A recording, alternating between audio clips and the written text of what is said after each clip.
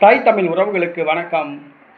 அதிமுகவில் எடப்பாடிக்கு எதிராக கலகத்தை ஆரம்பித்தார் என்ற தலைப்பில் இந்த காணொளியை காண்கிறோம். 2026 தமிழக சட்டசபை தேர்தல் அதிமுக 3வது இடத்துக்கு தள்ளப்பட்டது. மே 10ஆம் தேதி தமிழ்நாடு முதலமைச்சராக ஜோசப் விஜய் பொறுப்பேற்றார். மைனாரிட்டி அரசு அமைத்தார். தமிழக சட்டசபையில் நம்பிக்கை வாக்கெடுப்பின் போது 12 எம்எல்ஏக்கள் தவேக அரசை எதிர்த்து எடப்பாடி தலைமையில் வாக்களித்தனர். ஆனால் 25 அதிமுக சட்டமன்ற உறுப்பினர்கள் வேலுமணி தலைமையில் தவேக அரசை ஆதரித்து வாக்களித்தனர்.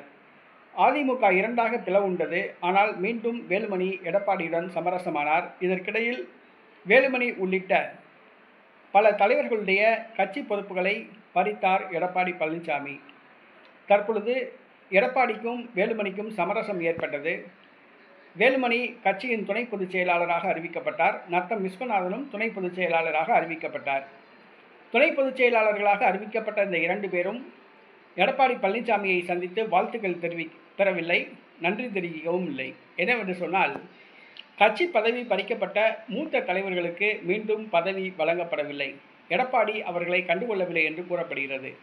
இது வேலுமணிக்கு ஆத்திரத்தை கொடுத்துள்ளது. கட்சி பதவி பறிக்கப்பட்ட அந்த மூத்த தலைவர்களும் மீண்டும் அவர்கள் வகித்து வந்த பதவியில் நியமிக்க வேண்டும் என்று வேலுமணி கூறி வருகிறார்.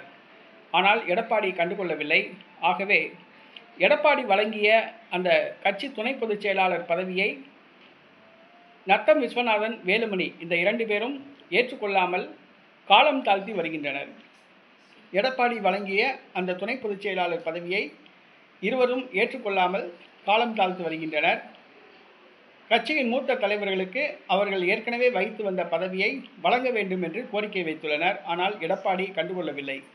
தற்பொழுது எடப்பாடிக்கு எதிராக வேலுமணி மீண்டும் கலக கொடி தூக்கியுள்ளார். 7 தொகுதிகளுக்கு சட்டசபை இடைத்தேர்தல் வருகின்றது.